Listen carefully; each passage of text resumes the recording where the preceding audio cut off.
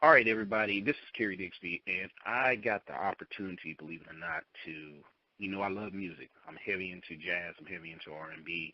But to get the opportunity to talk to this brother about Agape Soul, to me, I've got to give a shout-out to TNG in regards to it. Thank you for allowing me this opportunity to interview the brainchild of Agape Soul, Darryl Anders. What's going on, sir? How's it going, man? Thank you for having me. Man, hey, it is truly a pleasure and an honor to get a chance to sit and chit-chat with you because a lot of our followers don't know, but, I mean, you've got a lot of history in the game, and especially when it comes to music. I mean, I could go down the list as far as things that you've done in regards to bringing music to video gaming platforms, to your work. I mean, just getting the opportunity to work with Dr. Joe Gilman, but now what we're going to do is we're actually going to talk about how Agape Soul came to fruition. I mean, there's a lot that can be said about what Agape means, but I'm going to let you just share with our people how you came to bring Agape Soul to life. Well, starting with the title, it came from the Latin word agape, which means God's unconditional love for all things, and soul, which is the music that I love, and also the place from within us where music comes from. So I just fused those two words together into one word, and I capitalized the A and the S because the words are important individually and collectively, so I just kind of wanted to make that statement in the title. And the band came together because I had a collection of songs that I'd written that were just kind of sitting in the shoebox forever. And I spent years as a side band with different people playing. And at some point I just thought, I'd like to record my own music and see what happens and play some gigs with my own band. And that demo turned into the first record, which was the creation of Agape Soul. Cool. So let me ask you this: with your music background, because so many times when we talk to artists and they have a serious base that they have built upon over the years in regards to how they were introduced to music. So how were you introduced to music, which led you down those avenues of R&B and jazz and such? Well, I grew up in a musical household. My dad was a band director and a choir director. So there was always music in the house, a lot of jazz, a lot of R&B, a lot of soul music, really everything. My dad was a big fan of songs. So he liked Burt Bacharach and the Carpenters and just anybody that wrote great songs. So that was always around me as a kid.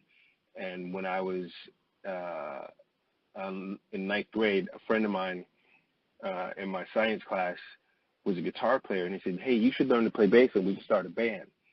And I'm like, I don't want to play bass. I don't care nothing about that. And then I saw the Brothers Johnson, and it was a rap. So I saw Louis Johnson. I was like, oh, I want to do that. And then I saw them in concert, and then it was really, that's all I wanted to do from that point. That's incredible, so, and especially, I love the fact that you dropping those names in regards to those pioneers in the music game. That means a lot because it seems like today's music. I think that's very important that people give homage to those individuals that kind of like laid the path and pretty much just activated that spark in them to do that. So that means a lot, and I'm sure there's some people out here right now that's probably saying the same thing about Darryl Anders as well.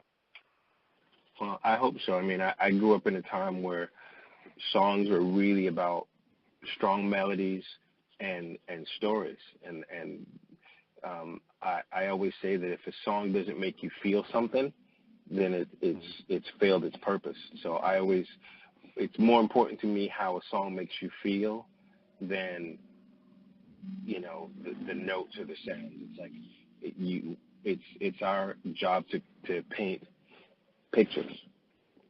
So that's what I try to do. And that's good too. So here's what I've noticed as well, because I got a chance to chit-chatting with a couple of people about this interview, and just in lieu of many of the individuals that you've worked with, and it's interesting because we're going to get to conversations in a minute, but as far as the who's who that you've worked with and how you were able to bring all of these talented individuals together to create the music that is part of Agape Soul. I mean, you've got like Levi Searcer. I mean, you're talking about like Ivan Neville. You got some of the members from Snarky Puppy. Love Snarky Puppy. Shouts out to them. I mean, it's just. So those are the homies. Yeah, I mean, and how? I mean, I guess we got to find out.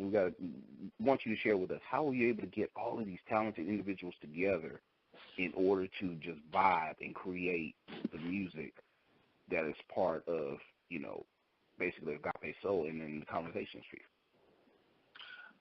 Well, I'm blessed to have played with some great musicians in my career. I worked a lot with Zigaboo Modalise, who's a drummer from the Meters. So I have a connection to New Orleans and that New Orleans sound.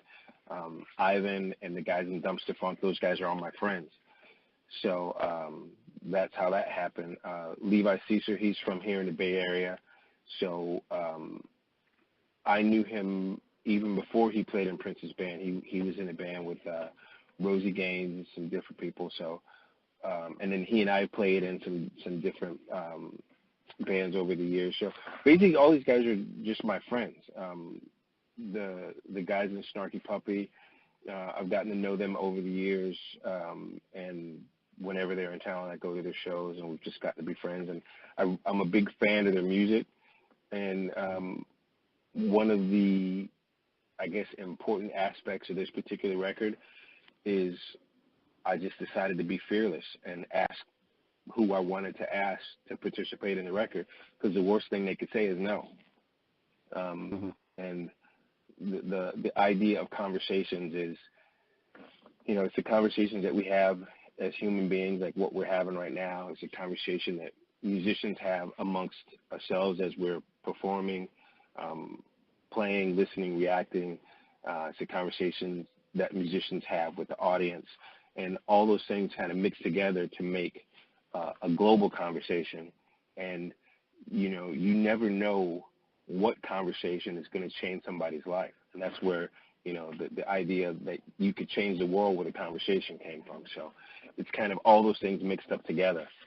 So, and part of that was bringing different musicians to the conversation to create something broader. Yeah, I love that. And I love the fact that you mentioned as far as the conversation, and I love that quote that you said in regards to without forcing our opinions on each other. Mm-hmm.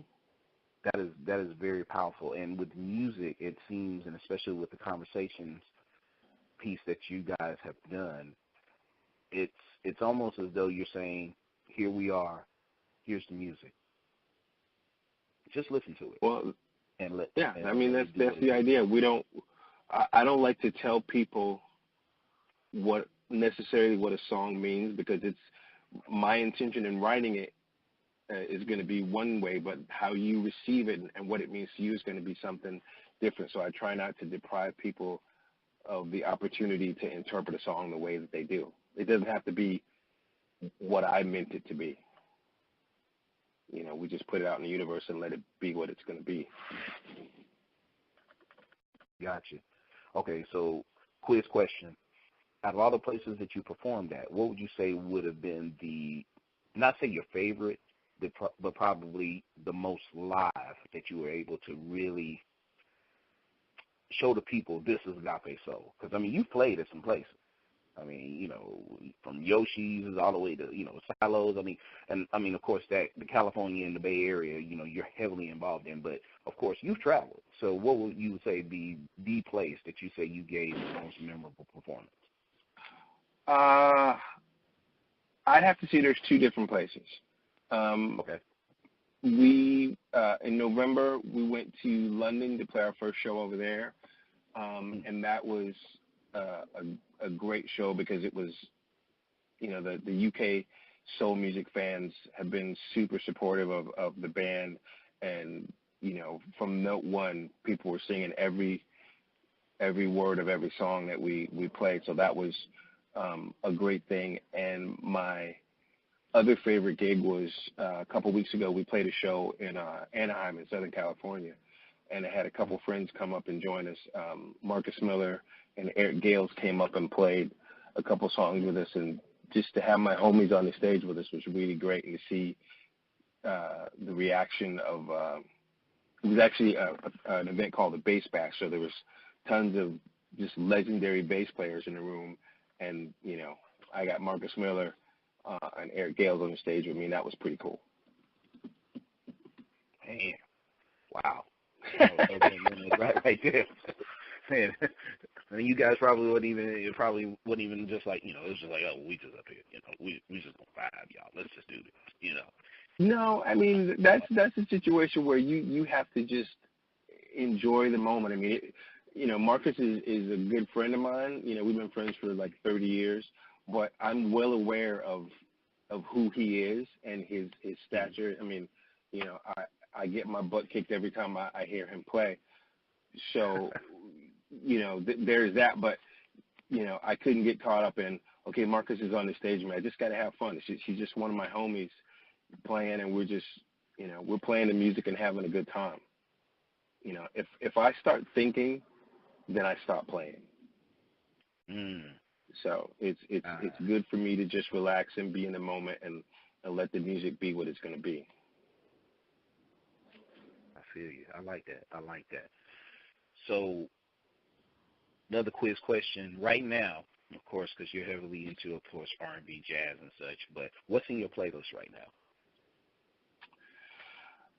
This morning I was listening to Gregory Porter, who is one of the most incredible voices I've ever heard. He has a song called "Hey Laura, It's Me," and that song just rips my heart out. It's just a great song. He's a great songwriter. He's a great storyteller. So I was listening to that. I've been listening to a lot of James Ingram this week. Yeah, God bless. And Ashley Smith, and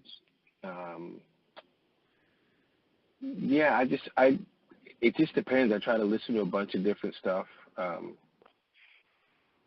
I like all kinds of music, and it just depends on what mood hits me at what point in the day.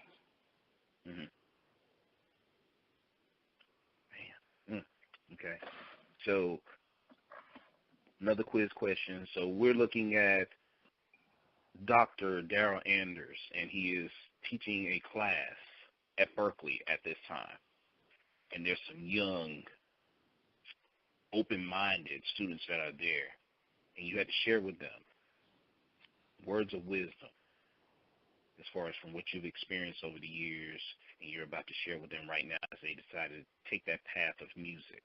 They want this to be their livelihood, their life. What would you share with them? Be open-minded. I think one of the biggest I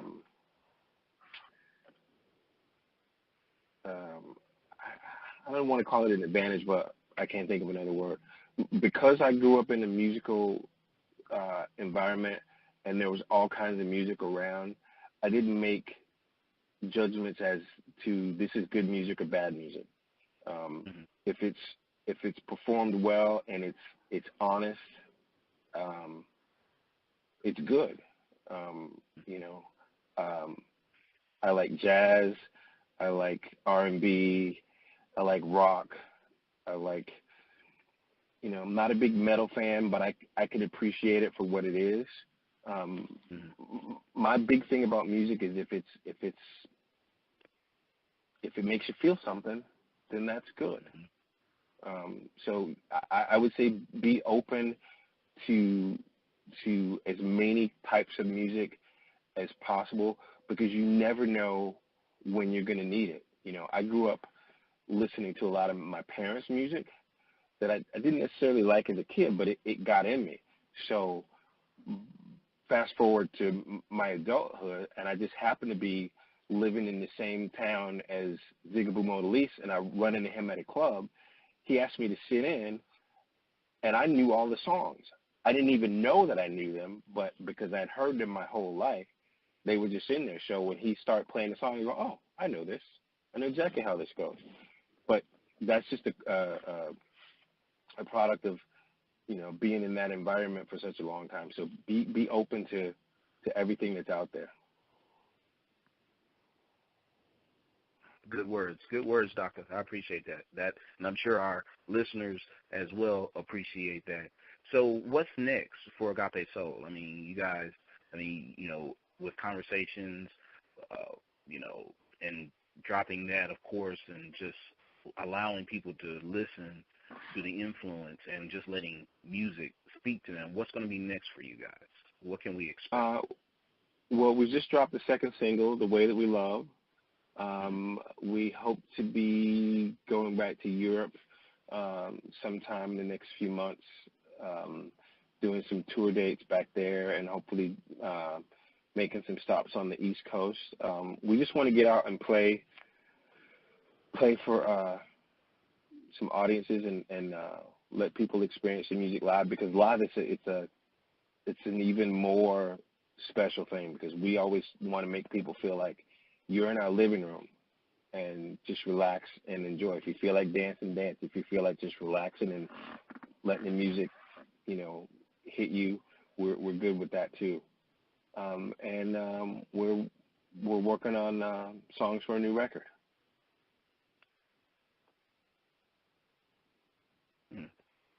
Right. So how can people follow Agape Soul, brother? You can find us at agapesoul.com. That's AGAPESOUL.com. We're on Facebook, Instagram, Twitter, all that good stuff. And hopefully we'll be coming to a city near you very soon. Definitely looking forward to that. Hopefully they'll make it to the QC family. Or nearby, if they do ATL, we can definitely travel there in order to check them out. And you guys have heard it first here, sitting down with Darryl Anders. Man, I appreciate the time. I appreciate your energy. I appreciate you sharing with us Agape Soul. And thank you so much. Again, just let the music, speak to each and every individual that is. The way that we love. Sun-soaked, soul-infused, smooth jazz. That's what you'll hear on the latest project from veteran bassist Darryl Anders' Agape Soul, Conversations. Picking up where the Bay Area Collective left off with their chart-topping 2012 debut, Conversations features renowned artists including Tommy Sims, Paul Jackson Jr., Eric Gales, and members of Snarky Puppy. Get in on the Conversations now in the Listening Loft, Amazon, iTunes, and at agapesoul.com.